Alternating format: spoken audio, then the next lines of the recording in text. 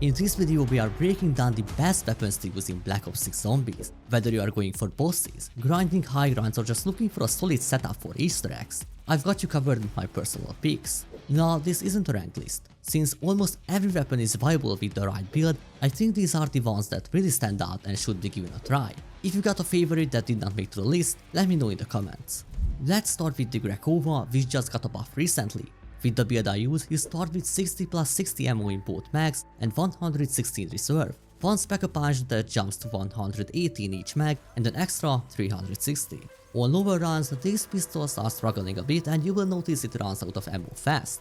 But once you give it a tier upgrade and a single Specker Punch, the damage skyrockets from hitting maybe only 30s, 40s into 400s. By round 15 to 20 with double pack and purple rarity, it deals a solid damage and becomes a powerhouse against any enemy. When used correctly, especially with speed cola, deadshot and double tap, it can melt weak points with up to 14,000 damage per shot. It's an excellent pick for boss fights like Patient 13, as in the background footage you can see it absolutely destroyed all three phases. Especially with an ammo mod that's the weakness of the boss or the special enemy you are going against. For casual play or challenge runs, it holds its own up to maybe round 55. Here's the loadout you should use if you want to try it out yourself. Next up is the Strider. Much like the Graova, it starts a bit slow, but the burst fire mode attachment is absolutely broken. Even in early rounds, it feels a lot stronger than the previous pistol and the fire rate is just insane. After playing with the Specker Punch and higher rarity version, it became my new favorite weapon in Zombies. It does suffer from ammo issues, but that's mostly before Specker Punch, as after that it becomes an absolute monster. I tested it against the Guardian boss and it dealt 4 to 6,000 critical hits and 2,000 base damage with ease. With its insane fire rate and strong scaling, it's one of my top picks for Easter egg runs, especially on Citadel Day mode. As you can see, the Guardian stood no chance and I can't remember the last time when I finished the boss fight this fast. Here's the build for the Strider to see just how powerful it is. Our next weapon is the Mastrom, and there's not much to talk about it. This is easily the most overpowered shotgun and arguably weapon in Black Ops 6 Zombies right now. After recent buffs and the introduction of double tap, this thing just shreds everything. It destroys hordes, special enemies and even bosses like the Tomb's Sentinel artifact. The Mastrom is my number one pick for the Tomb Easter egg, but it's viable for most. Even at high runs, it remains good thanks to the consistent high damage and fire rate as its full auto shotgun, tearing through armored zombies and elites. Here's the Mastrom loadout I recommend using.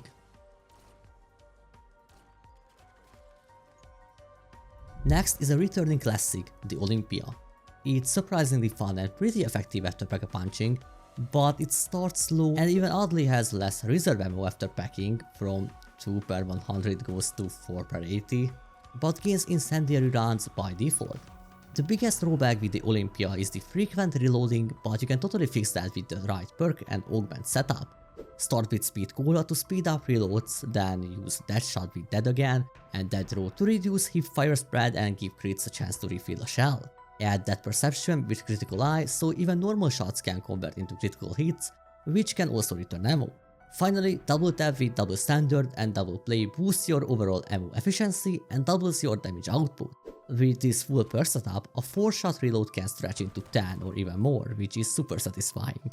But I would not recommend the Olympia for boss fights, although for casual play or challenge runs, like I said, it's pretty fun to use.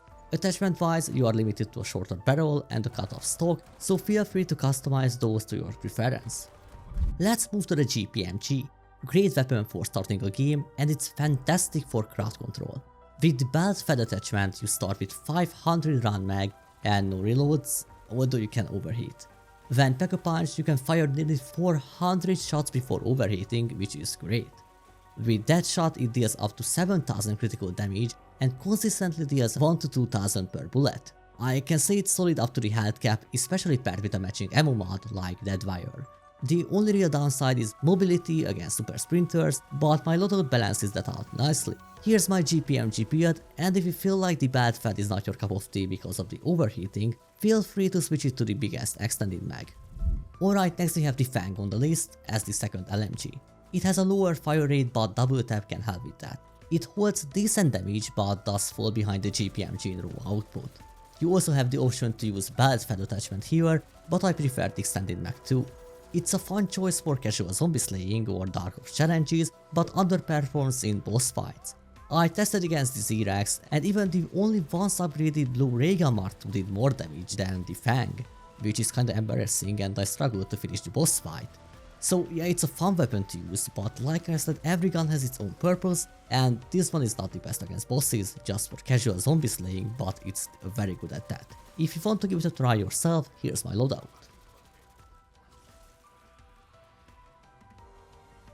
And now let's end the video with two weapons that have been go-to picks since launch, the ESG shotgun and the GS45 pistols.